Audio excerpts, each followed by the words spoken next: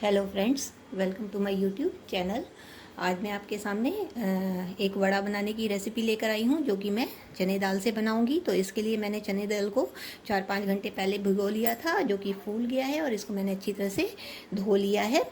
तो इसके लिए मैंने यहाँ चना दाल लिया है। तो इसको दाल वड़ा भी कहते हैं और इसको दाल के पकोड़े भी कहते हैं, जो चाहें आप कह सकते हैं। लेकिन बेसिकली इसे साउथ में दाल वड़ा कहा जाता है। तो मैं आज दाल वड़ा बनाने की रेसिपी आपके सामने शेयर कर रही हूँ। तो ये मैंने दाल लिया है और इसके लिए मैंने मसाला लिया है इसमें डालने के लिए।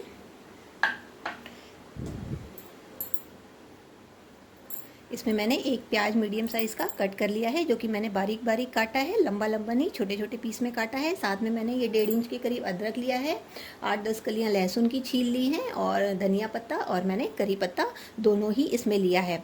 आप चाहें तो इसमें हरी मिर्च भी डाल सकते हैं, लेकिन मैंने यहाँ हरी मिर्च नहीं डालूंगी, उसको मैंने यहाँ पर स्किप कर दिया है। अगर आप तेज़ खाना चाहें तो हरी मिर्च भी इसमें डाल सकते हैं बारीक काट के। तो चलिए, ये सब तो मैंने मसाले इसमें ले लिए हैं। अब चलिए मैं दाल को पीस करके रेडी करती हूँ। यहाँ पर मैंने दाल को पीस कर रेडी कर लिया है। दाल को हमें बिल्कुल बारीक नहीं पीसना है, थोड़ा खुरदरा ही पीसना है, और बीच बीच में खड़े हुए दाल भी इस तरह से पीसना है कि साबुत दाल भी हमें नज़र आए। तो उससे इसका टेस्ट बहुत बढ़ता है, खाने में ये बहुत ही टेस्टी लगता है। और तो इस तरह से मैंने यहाँ पर दाल को पीस लिया है, और इसमें मैंने पानी का भी बिल्कुल भी यूज़ नहीं किया है। इसको मैंने पल्स मोड पर पीसा है। तो अब चलिए इसमें मसाले डालते हैं। तो सबसे पहले हम इसमें हींग डालेंगे। हींग बहुत ज़रूरी है, क्योंकि डाइजेशन में ये फ़ायदा करता है। तो यहाँ मैंने हींग पाउडर डाला है। साथ में हल्दी पाउडर डालेंगे। यहाँ मैंने थोड़ा सा हल्दी पाउडर भी डाल दिया है, 1/4 चम्मच के करीब। फिर नमक डालेंगे, नमक अपने टेस्ट के अकॉर्डिंग। यहाँ मैंने आधा चम्मच के करीब नमक डाला है। साथ में मैंने यहाँ पर लाल मिर्च का पाउडर डाला है। पाउडर भी आप अपने टेस्ट के अकॉर्डिंग डालिए। मैंने आधा चम्मच लाल मिर्च पाउडर डाला है। इसके बाद जो मैंने लहसुन और अदरक पीसा था उसको मैंने लहसुन और अदरक को मैंने बारीक कूट लिया है। इसको साथ में पीसा नहीं है, एकदम चिकना इसको नहीं करना है, इसको इस तरह से कूटना है। तो मैंने यहाँ पर इसको खलबट्टे में कूटा है।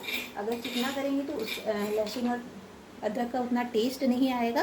वड़े में ऐसे कूट कर डालेंगे तो ये जो साबुत साबुत रहेगा, तो खाने में इसका टेस्ट बहुत ही अच्छा आएगा और ये टेस्टी लगेगा। तो यहाँ पर मैंने लहसुन और अदरक को कूट दिया है। अब हम इसमें जो मैंने प्याज और धनिया पत्ता काटा था वो इसमें मिक्स कर देंगे। तो यहाँ मैं सारा प्याज जो काटा था मैंने, एक मीडियम साइज़ का प्याज, वो मैंने डाल दिया है। और धनिया और करी पत्ता को भी डाल देंगे। धनिया करी पत्ता डालने से इसका टेस्ट बहुत अच्छा आता है। करी पत्ता तो आप ज़रूर से डालिए, करी पत्ता से ही इसका टेस्ट बहुत बढ़ता है और ये खाने में बहुत टेस्टी लगता है। अब ये सारे इंग्रेडिएंट्स मैंने इसमें मिक्स कर दिए हैं। अब हम इसको अच्छी तरह से मिक्स कर लेंगे। तो इस तरह से हम अच्छी तरह से मिक्स कर लेंगे।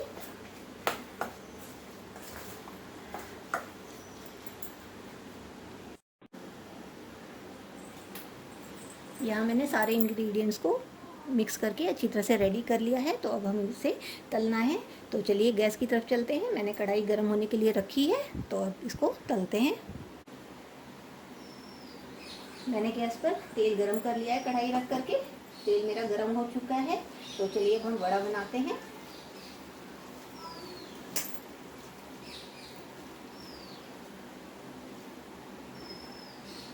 वड़े का साइज़ आप कैसा भी रख सकते हैं, छोटा या बड़ा, जैसा आपको पसंद हो। तो मैंने यहाँ पर इस साइज़ का वड़ा बनाया है।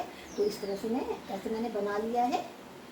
इसको दबा करके बारीक कर लिया है और इसको हम तेल में डालेंगे। इसी तरह से मैंने यहाँ पर दूसरा वड़ा रेडी किया है और इसको भी हम तेल में डालेंगे।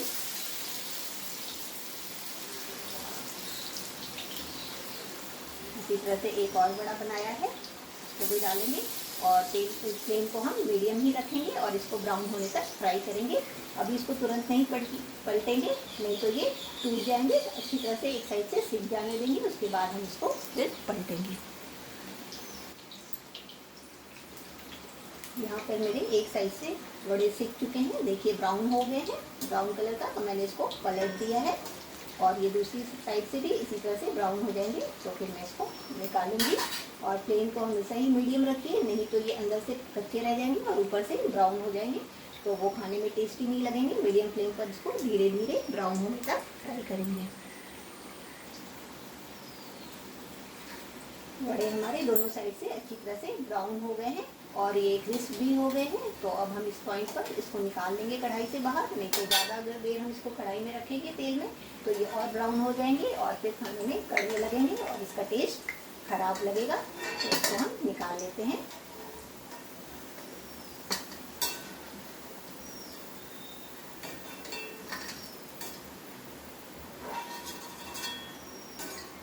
इसी तरह से फिर हम दूसरे बड़े भी डालेंगे। कढ़ाई में जितना तेल हो उसी के अकॉर्डिंग आप डालिए, नहीं तो ये बड़े इसमें चिपक जाएंगे और फिर वो टूट जाएंगे।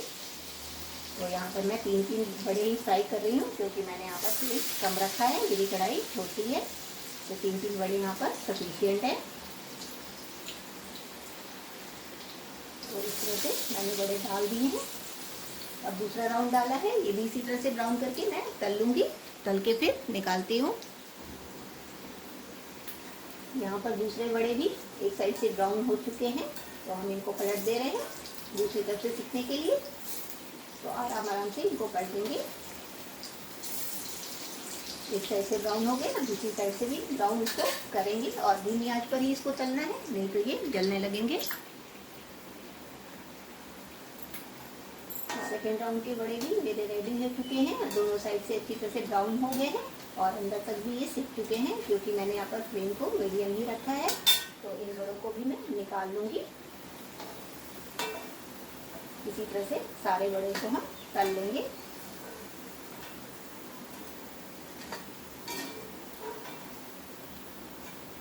यहाँ मैंने इनको भी बाहर निकाल लिया है। अब मैं दूसरा डालूंगी और इसी तरह से सारे को तल करके मैं आपको दिखाती हूँ। यहाँ पर मैंने बड़ों को तल कर रेडी कर लिया है। तो देखिए ये कितने अच्छे लग रहे हैं देखने में और बहुत क्रिस्पी बने हैं और इसमें साबुत दाल भी नज़र आ रहा है।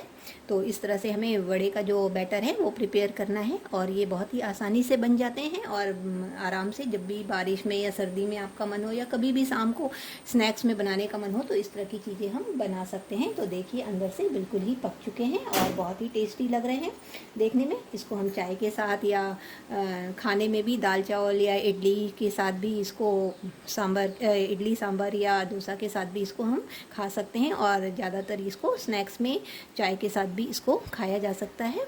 तो ये बहुत ही टेस्टी लगते हैं और साउथ की ये बहुत ही फेमस रेसिपी है। तो यहाँ पर दाल वड़ा के नाम से इसे जाना जाता है। तो इस तरह से मैंने इसको प्रिपेयर किया है। अगर आपको फ्रेंड्स मेरा ये बनाने का मेथड अच्छा लगा दाल वड़ा बनाने का तो आप भी ज़रूर से ट्राई करिए और अगर मेरी रेसिपी पसंद आए तो लाइक और शेयर ज़रूर से करिए और मेरे चैनल को सब्सक्राइब करना मत भूलिए। Thank you for watching.